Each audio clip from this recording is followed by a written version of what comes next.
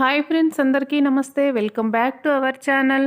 Calcium రిచ్గా ఉండి అలాగే ఎముకల దృఢత్వానికి, ఎముకల్లో గుజ్జు పెరగడానికి కూడా ఎంతో ఉపయోగపడే రాగులతో మనం ఈజీగా నిప్పట్లను కరకరలాడుతూ ప్రిపేర్ చేసుకోవచ్చు.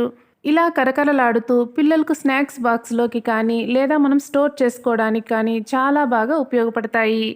ఈ రాగి నిప్పట్లను మనం హెల్తీగా టేస్టీగా ఎలా ప్రిపేర్ చేసుకోవాలో ఇప్పుడు చూసేద్దాం. ముందుగా ఇలా ఒక గిన్నెలోకి నీళ్లను తీసుకొని వేడి చేసుకోవాలి. ఇలా ఒక గిన్నెలోకి 1 కప్పు వరకు రాగి పిండిని తీసుకోవాలి. రాగి పిండి ఇంట్లో గ్రైండ్ చేసుకున్నా సరిపోతుంది, లేదా బయట కొనుక్కున్నా వాడుకోవచ్చు. రాగి పిండి ఏ కప్పుతో మెజర్ చేసుకున్నామో అదే కప్పుతో 1/2 కప్పు వరకు బియ్యం పిండి, అలాగే కొంచెం కచ్చాపచ్చాగా దంచిన పచ్చిమిర్చి, కొంచెం కొత్తిమీరను కూడా వేసుకోవాలి. ఇలా పల్లీలను కూడా కొంచెం కచ్చాపచ్చాగా దంచుకొని వేసుకోవాలి. ఇందులోనే రుచికి సరిపడా సాల్ట్, కొద్దిగా జీలకర్ర, అలాగే 1 స్పూన్ వరకు వేయించిన నువ్వులను కూడా వేసుకోవాలి. ఇందులో పల్లీలు అలాగే జీరా ఇలా నువ్వులు వేసుకోవడం వలన మనం నమిలేటప్పుడు నిప్పట్లు చాలా టేస్టీగా ఉంటాయి. ఇలా మొత్తాన్ని ఒకసారి మిక్స్ చేసుకున్న తర్వాత మనం నీళ్లు వేడి చేసుకున్నాం కదా, ఆ నీళ్లను ఈ విధంగా కొద్ది కొద్దిగా వేసుకుంటూ స్పూన్తో కలుపుకోవాలి. ఒకేసారి వాటర్ యాడ్ చేయకుండా ఈ విధంగా కొద్ది కొద్దిగా మాత్రమే వేసుకుంటూ కలుపుకోవాలి. ఈ మిశ్రమం వెంటనే మనం చేతితో కలపడానికి వేడిగా ఉంటుంది కాబట్టి 1/2 మినిట్ వరకు దీనిని చల్లారనివ్వాలి. 1/2 మినిట్ తర్వాత ఈ విధంగా చేత్తో బాగా చపాతీ పిండిలాగా మిక్స్ చేసుకోవాలి. ఒకవేళ లూజ్ కన్సిస్టెన్సీ వస్తే మరొక 2 స్పూన్ల వరకు రాగి పిండిని యాడ్ చేసుకుంటే సరిపోతుంది. కొంచెం టైట్గా అనిపిస్తే 2 స్పూన్ల వరకు వేడి నీళ్ళని యాడ్ చేసుకుంటే సరిపోతుంది.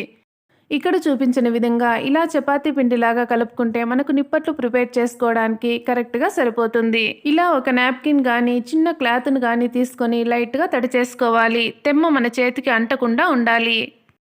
మనం నిప్పట్లు ప్రిపేర్ చేసుకునే సైజును బట్టి ఈ విధంగా కొద్దిగా పిండిని తీసుకొని బాల్లోగా ప్రిపేర్ చేసుకొని స్ప్రెడ్ చేసుకోవాలి. ఇలా స్ప్రెడ్ చేసేటప్పుడు వాటర్ ఏమాత్రం వాడకూడదు. ఒకవేళ చేతికి అంటుకున్నట్లయితే లైట్గా చేతికి ఆయిల్ అప్లై చేసుకొని ఆ తర్వాత స్ప్రెడ్ చేసుకుంటే సరిపోతుంది. మనకు నిప్పట్లు కరకరలాడుతూ రావాలంటే వీలైనంత పలుచగానే ఈ విధంగా స్ప్రెడ్ చేసుకోవాలి.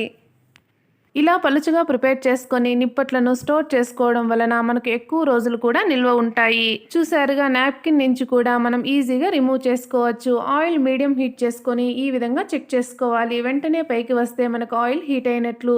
ఈ విధంగా నిప్పట్లు వేసుకున్న తర్వాత మంటను లో ఫ్లేమ్లోకి టర్న్ చేసుకోవాలి. మనం లో ఫ్లేమ్లో ఫ్రై చేసుకుంటేనే నిప్పట్లు కరకరలాడుతూ ఉంటాయి. హై ఫ్లేమ్లో నిప్పట్లు ఫ్రై చేసుకోవడం వలన మనకు కొంచెం సాఫ్ట్గా తయారవుతాయి. ఈ విధంగా లో ఫ్లేమ్లోనే ఫ్రై చేసుకోవాలి.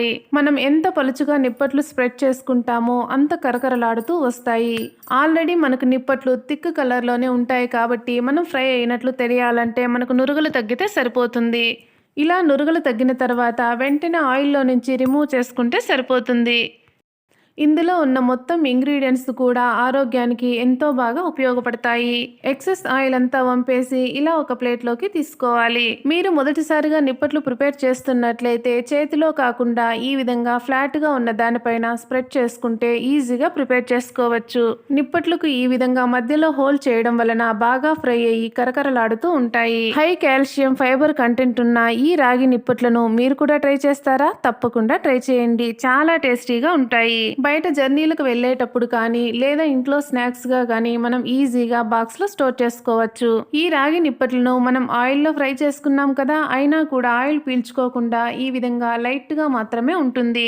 ఎంతో హెల్తీగా టేస్టీగా అలాగే కరకరలాడే రాగి నిప్పట్లను చూసారు కదా. మీకు నచ్చినట్లయితే తప్పకుండా మన ఛానల్ని సబ్స్క్రైబ్ చేసుకోండి. పక్కనే ఉన్న బెల్ ఐకాన్ క్లిక్ చేయండి. చివరిగా ఒక లైక్ చేయండి, షేర్ చేయండి, తప్పకుండా కామెంట్ చేయండి. Thank you for watching. Have a nice day.